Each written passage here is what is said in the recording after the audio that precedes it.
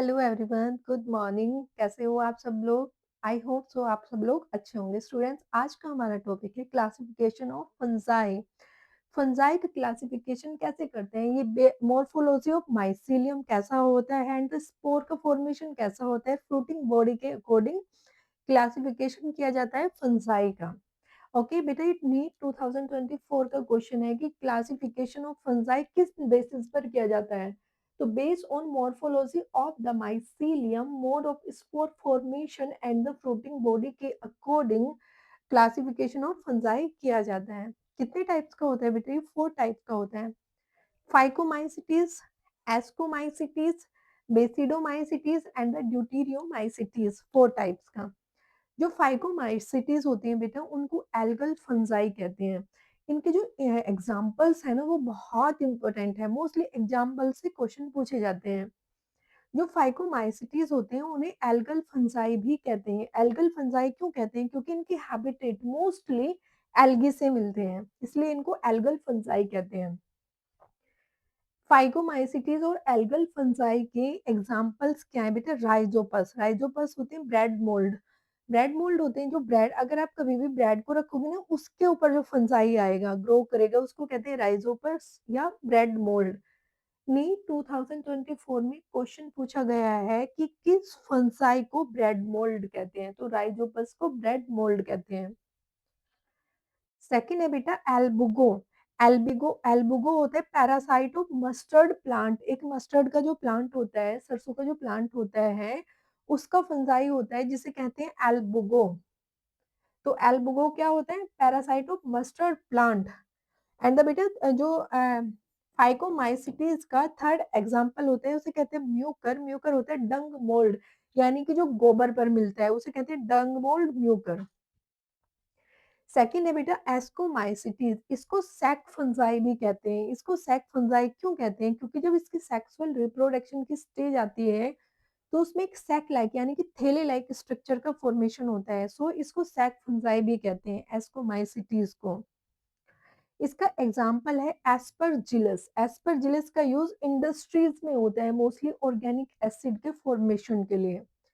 फिर second example है इसका बेटा न्यूरोस्पोरा। न्यूरोस्पोरा को ड्रोसोफिला प्लांट किंगडम भी कहते हैं। क्यों कहते हैं? क्योंकि इसका मोस्टली यूज जेनेटिक्स में किया जाता है। फिर थर्ड होता है बेसिडोमाइसिटीज। इसे क्लब फंजाई भी क्यों कहते हैं? क्लब फंजाई क्यों कहते हैं? जब इसकी सेक्सुअल स्टेज आती है बेटा, तो उसमें क्लब लाइक स्ट्रक्चर बन जाती है। क्लब मीन्स डंडे लाइक स्ट्रक्चर का फॉर्मेशन होता है, सो इसको क्लब फंजाई कहते हैं। इसका एग्जाम्पल है पक्सीनिया। पक्सीनिया को नीट 2024 में पूछा गया है कि जो वीट होता है, वीट गेहूं होता है, उसका एक रस्ट रोग होता है, वो कौन से फंजाई की वजह से होता है? तो वो होता है पक्सीनिया। आपने देखा होगा ना, गेहूं गेहूं का दाना बिल्कुल पाउडर, व्हाइट व्हाइट पाउडर के जैसा बन जाता है, तो बेटा होता है पक्सीनिया की वजह से। और पक्सीनिया है बेसिडोमाइसिटीज का एग्जाम्पल है, जो नीट 2024 में क्वेश्चन पूछा है। फिर सेकंड एग्जांपल है यूटिलेगो एंड द समट रस्ट। इसमें बेटा ये मोस्टली समट डिजीज क्रिएट करते हैं। फिर थर्ड है टोड स्टूल्स। टोड स्टूल्स होते हैं बेटा मशरूम खाए हैं आपने? मशरूम जिनको कहते हैं जंगली मशरूम, जो पॉइजनस होते हैं, वो होते हैं टोड स्टूल्स। ये पॉइजनस मशरूम्स होते हैं, इनको जंगली मशरूम कहते हैं। मशरूम क्या है? फंजाई तो है।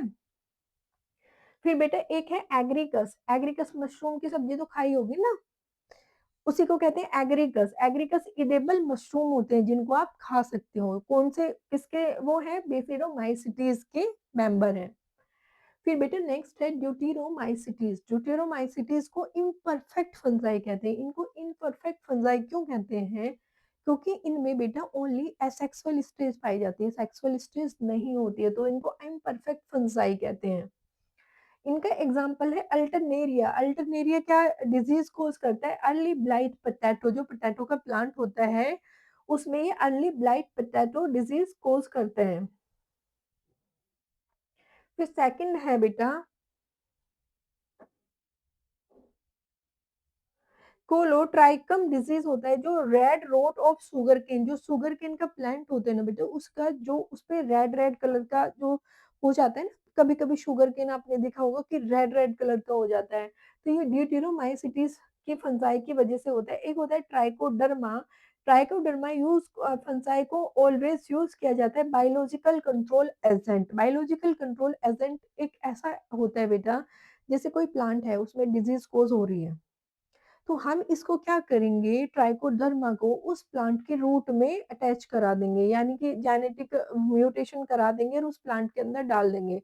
उसके बाद क्या होता है बेटा, हमें किसी भी उसपे bacteria and the virus and the fungi का वो डिज़ीज़ कॉज़ नहीं करेगा, वो बायोलॉजिकल कंट्रोल एजेंट के रूप में काम करता है और उसमें मोस्टली फर्टिलाइज़र का भी यूज़ हमें नहीं करना पड़ता। आई होप सो बच्चों आपको समझ में आया होगा। Have a good day to all of you.